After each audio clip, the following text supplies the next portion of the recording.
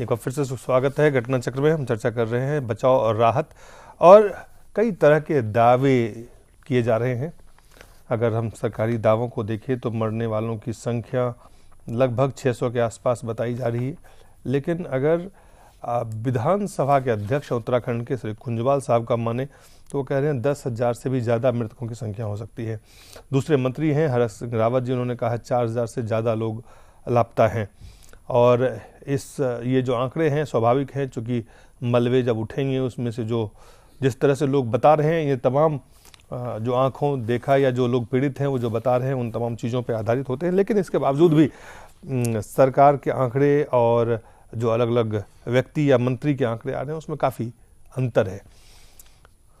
और दो और महत्वपूर्ण बात है कि खास करके जो लोग ज़मीन पे हैं, स्थानीय लोग हैं, जिन्हें अभी दरकार है, जिन्हें अभी जो मांग कर रहे हैं कि उन तक राहत और बचाव की जो सामग्री है, राहत वो पहुँचे। पिथौरागढ़ एक और जिला है जहाँ की अगर हम बात करें जनसंख्या लगभग 41,157 2001 के जो आंकड़े हैं उस हिसाब से है, और यहाँ पे भी काफ़ी ज़्यादा लोग इससे प्रभावित हुए हैं।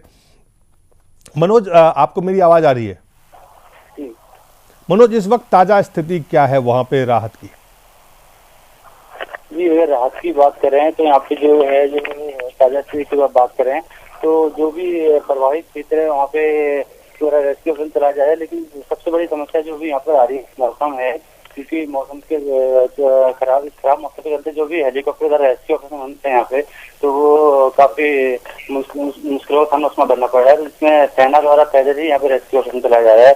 और कई गांव ऐसे हैं जहाँ पर पूरी सड़कें तहस नहस हो चुकी हैं, जितने ब्रिज हैं वो टूट चुके हैं। तो इस वजह से जो गांव का जो संपर्क है धारचूला मुंशारी जैसे कई ऐसी घाटियां हैं, जैसे ज्वार है और आपको और भी कई ऐसी घाटियां हैं जिनका संपर्क धारचूला और मुंशारी से कटने के साथ जिला मुख्यालय से भी कट चुका है। जी, आप कह रहे हैं संपर्क नहीं, लेकिन क्या जो लोग प्रभावित हैं जहां जहां हैं उन तक खाने पीने या दवाई जैसी जो आवश्यक वस्तुएं है वो वहां पहुंच पा रहा है या नहीं पहुंच पा रहा है? जी बिल्कुल, बताना चाहूंगा जो सबसे बड़ी बात उनके सामने जो संकट अभी है वो खाद्यान्न का ही है।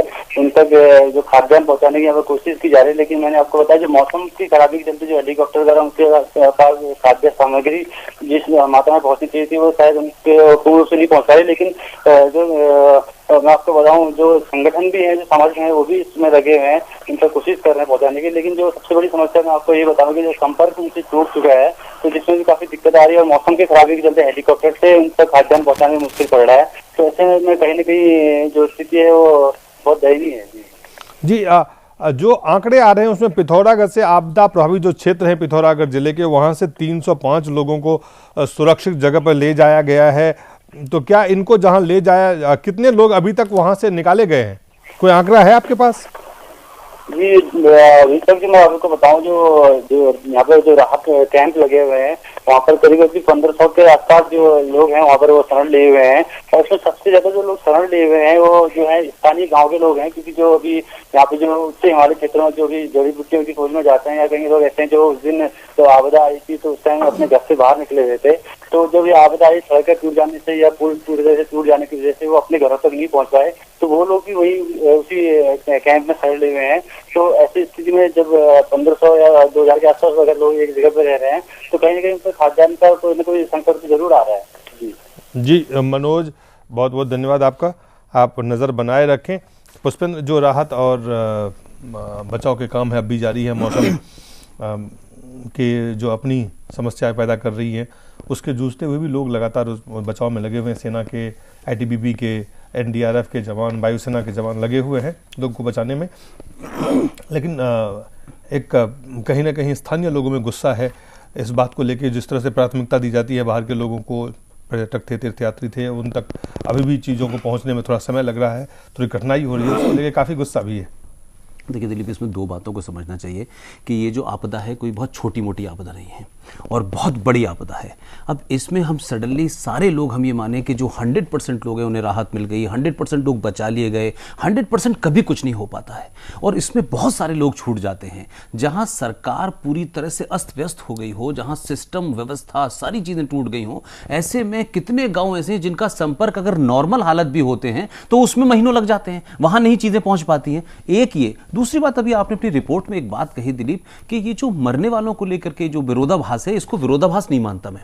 देखिए, सरकार की अपनी मजबूरी ये होती है कि सरकार के पास जितनी डेड बॉडी मिलती है सरकार उनको मरा हुआ मानती है। सरकार को पता है कि 10,000 लोग मरे होंगे, लेकिन सरकार ये नहीं कह सकती। दीगर ऑर्गेनाइजेशंस कह सकती हैं साहब 20,000 लोग मरे, कोई कह रहा है 35,000 लोग मरे, लेकिन युद्ध में भी 85 सैनिक मारे जाते हैं जिनकी बॉडी रिकवर हो जाती है, उन्हें कहा इतने मारे गए, और 85 नहीं मिलते, उनके आखिर वक्त ये कहा जाता है वो लापता हैं। तो ये सरकार की मजबूरी है, लिहाजा सरकार जो आज आंकड़ा दे रही है 550 लोगों का, वो है जिनकी डेड बॉडी निकल गई है। दूसरी बात, जिस तरीके से सैंड का जो पूरा का पूरा 6-6, 7-7 फीट का जो ढेर है उसमें डेड बॉडी निकलेंगी, अभी वो भविष्य की बात है। हो सकता है 10,000 निकले, हो सकता है 10 निकले, हो सकता है बहुत सी डेड बॉडी न मिले, तब भी वो सरकारी आंकड़ों में लापता ही कहलाएंगी। राहत की बात को जो बात आप कह रहे हैं, मुझे दुख इस बात का है कि राहत जहां पहुंच रही है और जो लोग इस बात की शिकायत कर रहे हैं कि राहत सामग्री के नाम पे उनके पास एक्सपायरी डेट के बिस्किट पहुंच रहे हैं, सड़ा हुआ खाना पहुंच रहा है, ये मैं समझता हूं कि एक ऐसा गुस्सा है कि ऐसे क्राइसिस में भी, इतनी विडंबना के अंदर भी किसी तरह से वहां साबुन पहुंचा, वहां चावल पहुंचा, वहां आटा पहुंचा और वो सड़ा हुआ पहुंचे, तो गुस्सा लाजमी है। और दूसरी बात यह है कि सब जगह पहुंच पाएगा मैं नहीं समझता। जहां 800 रोड टूट चुकी हो, जहां कम्युनिकेशन टूट गया हो, जहां गांव का पता ना हो, तो मतलब मैं एक मोटे तौर पे कह रहा हूं, आर्मी और सेना और एनडीआरएफ जो है वो लोगों को बचा सकता है। अब बचे हुए लोग जो जीवित हैं, जिन्होंने एक वक्त का खाना खा लिया है, उन्हें दूसरे वक्त के खाना देने के लिए समय लग सकता है, लेकिन जिन्होंने 10 दिन से खाना नहीं खाया, जो अपनी जान नहीं गंवा बैठे हैं, पहले उनका इंतजाम करना है। ऐसे में हो सकता है एक परसेंटेज छूट जाए। गांव का हर आदमी नहीं कहेगा कि हमको राहत 100% मिल गई, और सरकार से कभी भी जो अवाम और जनता होती है वो 100% कभी खुश नहीं होती है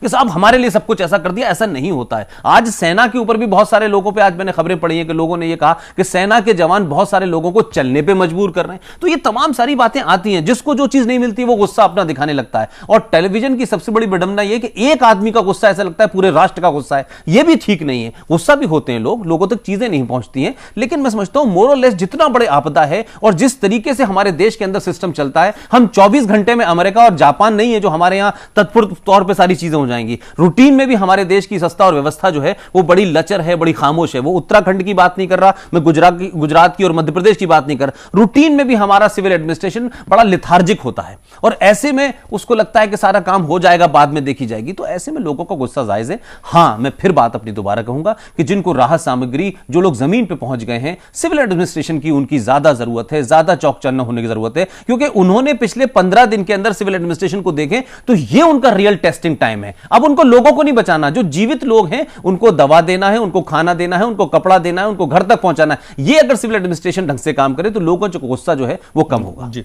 लोकल जो चुनौती है सिविल एडमिनिस्ट्रेशन की गोविल साहब, वो इस समय बढ़ जाती है। बिल्कुल, बहुत बढ़ जाती है। और एडमिनिस्ट्रेशन में एक रूटीन जो नेटवर्क रहता है, बहुत सही तरीके से कहा गया कि वो एक काम करने का एक पैटर्न होता है। जब ऐसी आपदा आती है तो आपको जो फोर्स चाहिए वो आपके टोटल स्टेट का जो एडमिनिस्ट्रेशन है, क्योंकि ये कोई छोटी मोटी आपदा नहीं है। और ऐसे माहौल में हमने देखा कि जो अपने आप को सुपर पावर कहने वाले देश हैं, चाहे सुनामी जापान में आया हो, अमेरिका में टॉर्नेडो आया हो, वहाँ पर भी 100% लोगों को बचा लिया गया हो या पूरी सुविधा दिया हो, नहीं हो सकता है। यहाँ पे ये ज़रूरी है कि हर हिंदुस्तानी के दिल में ये बात आए कि मैं उसके लिए क्या कर सकता हूँ और करे। और वहाँ जो लोग हैं उसमें प्रायोरिटी जो है वो हमारे लिए यही होगी कि जो जिसकी जिंदा रहे हैं, जो बचे हैं, उनको वहाँ से सेफ जगह पे कैसे ले जाए। माने rescue work is a top most priority. और आर्मी के, एयरफोर्स के और जवान लोग जो हैं वो जान हथेली पे लेके वो काम कर रहे हैं। उनको क्रेडिट अगर किसी को देनी है, उनको देनी चाहिए। उसके बाद बड़ी चैलेंज दो रहेगी, एक रिलीफ और दूसरा रीएस्टैब्लिशमेंट, पुनः वसन करना। रिहेबिलिटेशन जो है एक बहुत बड़ी चुनौती रहेगी और इसमें सिर्फ अभी नहीं, गुस्सा आगे और भी दिखाई देगा, क्योंकि जो लोग वहां है नेचर भी तबाही हुई है, जितने तरह की मुझे तबाही। लगता है कि रिवोल्यूशन शब्द भी मुझे लगता है छोटा है, मुझे लगता है पूरा का पूरा शहर बसाना पड़ेगा आपको। हाँ, नया पूरा गांव शहर बसाना और पड़ेगा। थोड़ा बहुत है उसको तोड़ के नया वही मैं लाना कह रहा हूं, है ही नहीं। ये कुछ तो लोग चीज तो होती है बिल्कुल कि आपने टूटे को रिपेयर कर दें, जो गांव या शहर भगा उसको नया बसाना है, पूरा उसकी पूरे सिस्टम को नया खड़ा करना है। It's not a joke, it will take lot of time, lot of money, lot of efforts, और बहुत सारे लोगों का उसमें मदद चाहिए होगी। सरकार के जिम्मे आप छोड़ देंगे नहीं होगा। और आज भी आप राहत के कार्यों में देखें, जो छोटी छोटी एनजीओ हैं, उनका जिस तरीके से, जो धार्मिक संस्थान है, वो लोग आगे बढ़े हुए हैं। हम समझ रहे हैं कि वो लोग जिस तरीके से काम कर रहे हैं, जो दिख नहीं रहा है, ठीक है सेना बचा रही है, जो लेकिन जगह जगह जगह जगह वो जा रहे हैं, वो बहुत बड़ा काम कर रहे हैं। और किसी भी देश में आपदा आती है तो हम सारा तंत्र और सारी चीजें सरकारों पर नहीं छोड़ देते हैं। सरकार अपना काम करती है। सरकार का एक तरीका होता है कि जिस तरीके से कि आज एक बड़ी खबर आई है, एक बड़ी खबर यह आई है गोविल साहब कि 15 तारीख को एक फैक्स भेजा गया कि इस तरीके से अगले 2 दिन में जबरदस्त बारिश हो सकती है, मौसम बहुत बिगड़ सकता है। यह फैक्स जो है, जो आपकी जो डिजास्टर मैनेजमेंट की जो बॉडी है, उसके ऑफिस भेजा गया। फ्राइडे में वो हाफ टाइम होता है, सैटरडे में पता नहीं चला, संडे में पता नहीं चला, मंडे में जब वो फैक्स देखा गया तब तक ये डिजास्टर हो चुका था। तो मैं ये कह रहा हूं कि ये तमाम सारी चीजों का वक्त है कि इस वक्त आप राहत पहुंचाएं, लेकिन बाद में जो आपके सिस्टम के इंस्टीट्यूशन है, तंत्र हैं, वो ये दोबारा ये गलती ना करें, किस तरीके से उनको चुस्त दुरुस्त करा जाए, ये बात का काम है जी। और दरमानी साहब जी, जो सामाजिक संगठन है या एनजीओ है, धार्मिक संगठन है या सिविल सोसाइटी जो है, उसकी भूमिका इस वक्त आप किस तरह देख रहे हैं? कितना प्रभावी ढंग से, कितना सकारात्मक तरीके से वो काम कर रहे हैं? देखिए ऐसा है कि जो अभी बात मैंने पहले भी कही कि जो रिलीफ वहाँ पर पहुँचना चाहिए, जो राहत का सामान पहुँचना चाहिए, वो एनजीओ एकत्र करके पहुँचा सकती हैं। वहाँ का जो दुर्गम क्षेत्र है, भौगोलिक जो स्थिति है, उसमें जगह जगह गांव-गांव तक जो नीडी लोग हैं वहाँ तक पहुँचाना, इसकी वो फैसिलिटेट सरकार को करना पड़ेगा। स्थानीय सरकार जो है उसकी परीक्षा की घड़ी अब शुरू होगी। और मुझे ये लगता है, ये जो भी आपने बात कही, एनजीओ पहले भी काम करते रहे हैं। इस देश में एक संस्कृति रही है मदद करने की, और ऐसे जो प्राकृतिक आपदाएं हैं इसमें बहुत एनजीओ, बहुत सारे संगठन आते हैं, अपने कार्यकर्ताओं को भी भेजते हैं। लेकिन जो उत्तरांचल है उसकी जो भौगोलिक स्थिति है वो इस तरह की है कि बाहर का व्यक्ति जाकर वहां पर बिना सरकार की फैसिलिटी के, बिना सरकार की मदद के, चाहते हुए भी अपना जो राहत का सामान है वहां नहीं पहुंचा सकता। ये एक बहुत बड़ा जो ड्रॉबैक है, इसको फैसिलिटेट करने के लिए सरकार को अभी से ही इंतजाम करने होंगे। मुझे लगता है कि मैंने जैसे उस दिन भी आपको कहा था कि 15 दिन गुजरने के बाद भी आज तक वहां की सिविल एडमिनिस्ट्रेशन के पास आंकड़ा नहीं है प्रारंभिक रूप से कि कितने करोड़ का वहां पर जान माल का नुकसान हुआ है। आप मोटा मोटा कम से कम रेवेन्यू जानमाल के नुकसान के बारे में आपने, गोविंद सिंह है जो विधानसभा अध्यक्ष गोविल साहब, उन्होंने क्या कहा है वो आपको हम दिखाते हैं। भयंकर दैवीय आपदा का प्रकोप आया है, उससे बहुत जन हानि और माल की हानि हुई है। और मैं ये मानता हूं कि बहुत ठोस नीति बना करके, कार्य योजना बना करके हम इस दैवीय आपदा से निपटने का कार्यक्रम नहीं बना पाए। जो मैंने देखा और सुना, वहाँ के लोगों ने मुझे बताया, जो गांव के लोग थे, जो पैदल चल करके लोग आए थे, तो उन्होंने जो दृश्य हमारे सामने रखा, उससे मैंने अनुमान लगाया कि कम से कम 5 से 10 के बीच में निश्चित रूप से हताहत हुए हैं। लेकिन इन 13 दिनों के अंदर में अब जो सूचनाएं मिल रही हैं, जो लाशों का ढेर मिल रहा है, जो देख रहे हैं, जो लोग और बता रहे हैं, टेलीफोन कर रहे हैं, उससे मुझे लग रहा है कि अब ये संख्या 10 से ऊपर भी बढ़ सकती है। विधानसभा के अध्यक्ष हैं जो कह रहे थे कि ये संख्या बहुत बढ़ सकती है। वो कह रहे हैं जिस तरह की चीज़ें हो रही है। लेकिन जो 3 अहम और बातें हैं जिस पे मैं आप तीनों लोगों से सिर्फ ये चाहूँगा, समय कम है, मैं चाहूँगा कि जो कई जो बातें सरकार के तरफ से बुलेटिन में जारी किए जा रहे हैं और जो ज़मीन की हकीकत है उसमें अंतर होना, जो आपने कहा, स्वाभाविक है।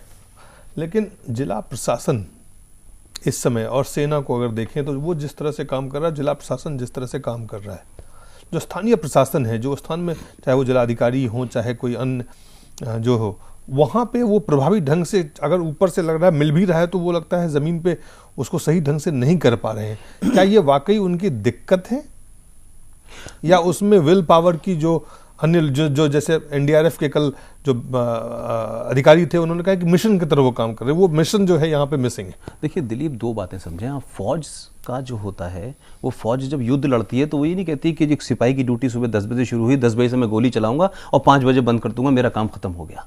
वो नौकरी नहीं करते। हमारा सिविल एडमिनिस्ट्रेशन नौकरी करता है। उनकी मानसिकता वो 10 से 5 वाली होती है। उनको लगता है मेरा काम कर दिया, मेरी मेज से फाइल चली गई, दैट्स आई एम फ्री। उस एटीट्यूड में और मिशन में जमीन आसमान का फर्क है। आप नौकरी करें, मिशन करें, सर्विस करें, तीनों में फर्क है। जो सेना वहां गई है वो युद्ध लड़ने नहीं गई है। सेना इस काम के लिए नहीं बनाई गई थी, लेकिन सेना जिस तरीके से काम कर रही है उससे लग रहा है कि उनका मिशन है। वो नौकरी, पद, क्या मिलेगा, सीआर अच्छी होगी नहीं होगी, इन सब चीजों से परे जो सिविल एडमिनिस्ट्रेशन है उसका वही एटीट्यूड है, वो उससे ज्यादा आगे नहीं बढ़ना चाहता। लिहाजा मुझे तो दुख इस बात का है कि इस वक्त उत्तराखंड में जितने भी लोकल टेलीविजन हैं और जितने भी दिल्ली से लोग जा रहे हैं, जब ये लोग वहां पहुंच करके और वहां से लाइव कर सकते हैं, यानी गाड़ी भी ले जा सकते हैं, आप कैमरा भी ले जा सकते हैं, आप ट्राइपॉड भी ले जा सकते हैं, और वहां जाके बता रहे हैं कि इस गांव में 50 लोग नहीं, तो मैं कहता हूं अगर ये रिपोर्ट आने के 1 घंटे के बाद भी सिविल एडमिनिस्ट्रेशन उन जगहों पे पहुंच जाए जो जगह मीडिया ने बता दी हैं, जहां लोग चिल्ला रहे हैं, जहां लोग, तो भी बहुत बड़ा कोऑर्डिनेशन हो सकता है। कि लोकल मीडिया सिर्फ खबर दिखा रहा है, ये बात अपनी जगह,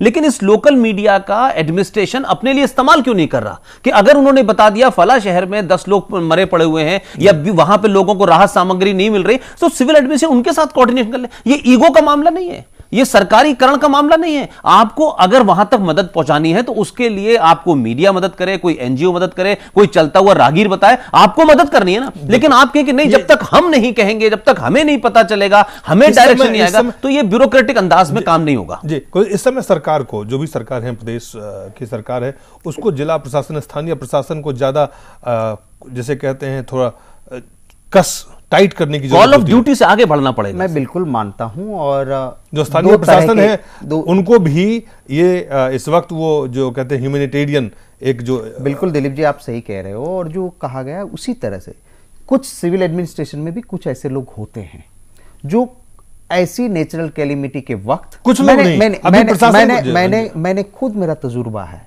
मैंने देखा है 1982 में जब एक बहुत बड़ी बाढ़ आई और भावनगर डिस्ट्रिक्ट में 3 गांव पूरे तहस महस हो गए थे। सिविल एडमिनिस्ट्रेशन के लोग 20 पैसा अगर किसी को रिलीफ देना है, स्टैंप लगानी, वो अपने जेब से निकाल के वो लगाते थे कि नहीं, गांव वालों से नहीं मांगेंगे हम। रात दिन वहां काम करते थे। मैं उम्मीद करता हूं, और एडमिनिस्ट्रेशन अगर बिल्कुल सही कहा कि आप जब चैनल पे आप देख रहे हो कि इस गांव में ये दिक्कत है, तो एडमिनिस्ट्रेशन को कोई अभी ये कोई वो जरूरी नहीं है कि ऑफिशियल आपको मैसेज आए, कोई खत आए, नहीं, हमने आज चैनल पे देख लिया है। अगर चैनल का कैमरामैन वहां पहुंच सकता है, एडमिनिस्ट्रेशन को वहां पहुंचना है। और मैं मानता हूं कि इसमें जरूर वहां पे जो कोऑर्डिनेशन की कमेटी है, मैं खुद सुझाव भेजता रहता हूं, मैं भी जरूर ये सुझाव भेजूंगा कि कोई मॉनिटरिंग कंट्रोल रूम रखे, जहां जहां से जो भी मैसेज आती है, आज कर रहे हैं वहां पे। मैंने जब भी फैक्स भेजा है, डिफेंस मिनिस्टर का 4 घंटे में मुझे रिप्लाई आया है कि मैंने कहा है और लोग को बचा के निकाले हैं। तो अच्छी तरह से कोऑर्डिनेशन जरूरी भी है, और ये मैं करूं, वो करे, ये करे नहीं, हम सब चुस्त बना के सरकार बिल्कुल। और जो अगर कोई जिसका भी माइंडसेट नहीं काम करना है, मैं मानता हूं वो गुनहगार ऊपर वाले का भी है, और उसको डंडा मार के एडमिनिस्ट्रेशन में सीधा करना पड़ेगा। 10 से 5 नहीं, मैंने इसमें जीरो टॉलरेंस इस समय सरकार को, प्रदेश सरकार को इस समय जीरो टॉलरेंस यहां अपनाना होगा कि कोई भी स्थानीय प्रशासन में लोग अगर लापरवाही बरतते हैं, किसी को राहत नहीं मिल पाती है, वो बचाए नहीं जाते हैं, तो उनके खिलाफ त्वरित कार्रवाई और कड़ी से कड़ी कार्रवाई करनी चाहिए। भूपेंद्र जी, मुझे ये लगता है, देखिए जो अभी बात आप कह रहे हैं कि जो भी सामान वहां पर आए उसका वितरण सुगम हो, उसके लिए कोऑर्डिनेशन ठीक हो, और जो सबसे बड़ी बात है मिशन की, जो अभी पुष्पेंद्र भाई कह रहे थे, ये सिविल एडमिनिस्ट्रेशन में ही नहीं, ज्यादातर पॉलिटिशियंस में भी देखने में मिलती है। मुझे ये लगता है कि अगर इसको मिशन के रूप में लिया जाएगा तो ऐसा कोई भी काम नहीं है जिसको अचीव ना किया जा सके, ऐसा कोई टारगेट नहीं है जिसे आप कहते हैं कि इन अधिकारियों को कहीं ना कहीं, मुझे ये लगता है कि सूचना मिलने के तुरंत बाद अगर मिशनरी एटीट्यूड से काम किया जाएगा तो बड़ी से बड़ी परिणाम बेहतर आएंगे। बड़ी से बड़ी आपदा जो है उसके जो चोट है, उसके जो घाव है, उस पर मरहम लग सकती है। ये डिपेंड करेगा सिविल एडमिनिस्ट्रेशन पर और वहां की स्थानीय सरकार पर कि अब आने वाले समय पर वो कितना समन्वय रखते हैं और किस प्रकार इसको लेकर आगे चलते हैं। आप देखिए, लगातार देश के कई राज्यों से, कई संगठनों से, कई कंपनी, कॉरपोरेट, तमाम तरह से लोग वहां पे राहत पहुंचाना चाहते हैं, पहुंचा भी रहे हैं, लेके जा भी रहे हैं। लेकिन स्थानीय प्रशासन की भूमिका, खास करके इस समय राज्य सरकार से भी ज्यादा जो स्थानीय प्रशासन है, जहां तक वो सामग्री लोगों तक पहुंचाने की, जहां वो कोऑर्डिनेट करने का, क्योंकि उन्हें पता है कि असल में कौन कौन लोग कहां कहां हैं, तो उनकी भूमिका वहीं पर सबसे महत्वपूर्ण है। दिलीप जी, वहीं पर गैप है जी, गैप जो है वहीं पर है। इस गैप को तुरंत, ये गैप भी है अगर या नहीं भी है, मुझे ये लगता है कि जो भी है इस समय सवाल यह है कि जो रेस्क्यू ऑपरेशन प्रशासन है उसको, जो देखिए जो रेस्क्यू ऑपरेशन है वो लगभग खत्म हो चुका है। अब सिर्फ स्थानीय लोगों को पुनर्वास उनका करना है, उनको राहत पहुंचानी है और राहत सामग्री जो है वो ठीक से डिस्ट्रीब्यूट हो सके, इसके लिए उनको चिंता करने की आवश्यकता है। जो पिछले 15 दिनों का एक्सपीरियंस है वो ये कहता है कि अभी तक वहां का प्रशासन सोया हुआ है और वहां का प्रशासन इस वक्त ध्यान नहीं दे रहा है। सोया हुआ है क्योंकि इतनी चीजें अगर कहा कि देखिए ये सब जो है ना, ये एक रूटीन मैटर है। लेकिन मैं ये नहीं कह, अगर प्रशासन सोया होता तो ये 1,10,000 लोग सिर्फ सेना से नहीं बचे हैं, उनको सेना को बताने वाले लोग हैं ना, लोकल एडमिनिस्ट्रेशन नहीं बताया होगा। सेना जो अभी आई है, कोई आसाम से आई है, कोई जरूर है, ये जरूर, हाँ ये कह सकते हैं जिस तरह से इस वक्त जितनी उनको एक्टिवनेस होना चाहिए, जितना एक्स्ट्रा उनको माइलेज जाना चाहिए, एक्स्ट्रा माइल चलना मिशन की तरह लेना पड़ेगा। बहुत बहुत धन्यवाद रवानी जी, पुष्पेंद्र जी और गोविल साहब, आप सब लोगों का बहुत बहुत धन्यवाद।